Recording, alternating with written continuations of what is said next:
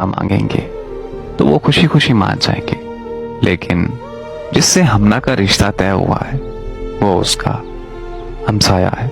वो कहती कि नहीं, मुझे किसी से कोई बात नहीं करनी, और तुम्हें मेरी कसम कि तुम हमारे बारे में कभी किसी को एक भिनक भी नहीं पड़ने दोगे, कभी किसी को कुछ नहीं बताओगे, हमेशा चुप रहोगे, क्योंकि ये मेरी इज्जत का सवाल है, मेरे माँ बाप की इज्जत का सवाल है। और वैसे भी वो मेरे घर के पास है। शादी के बाद तुम्हारे साथ और नहीं रहना चाहती। मैंने हमना की बहुत मिन्नतें की, लेकिन उसने मेरी एक ना सुनी, और उसने फिर हमेशा के लिए अलहदगी का फैसला कर लिया। मैं अपने घर अब वापस आ गया था, लेकिन अब काम पर मेरा जरा भी दिल नहीं लगता था, और हर वक्त हमना के ख्यालों में रहने लगा। मुझे नौकरी से निकाल दिया गया।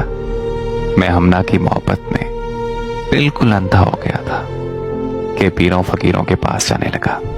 हमना को पाने के लिए तरह तरह के वजीफे करने लगा, यहां तक कि मैं नशे वाली गोलियां खाने लगा।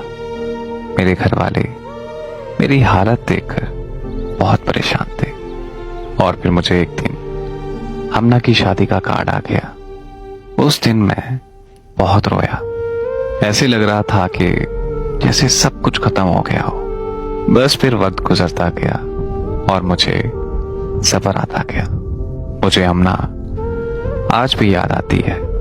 जब वो मुझे याद आती है ना, तो मेरी आंखों से आंसू रुकने का नाम तक नहीं लेते।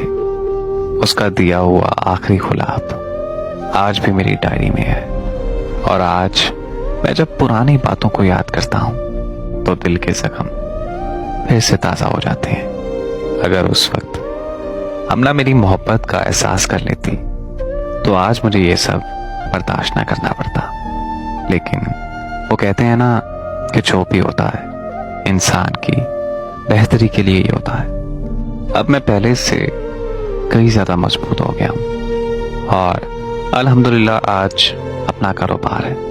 बस आखिरी बात यही कहूंगा कि हमना के जाने के बाद मुझे कभी किसी से मोहब्बत नहीं हुई। अब मेरे घर वाले जहां कह देंगे मैं वहीं शादी कर लूंगा, क्योंकि मोहब्बत का एहसास